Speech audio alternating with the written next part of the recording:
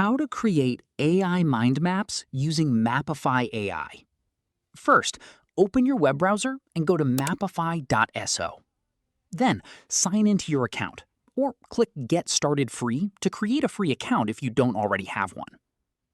Once you're on the dashboard, choose how you want to create your mind map. You can enter a text prompt, paste an article, upload a PDF, or even use a YouTube video link, depending on the features available in your account.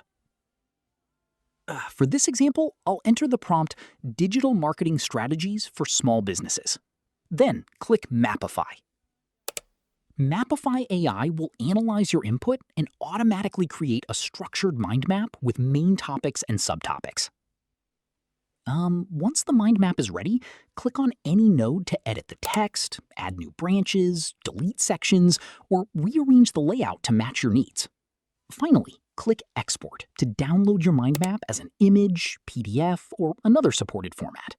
You can also share it with others using the Share option. That's it. You've successfully created an AI mind map using Mapify AI.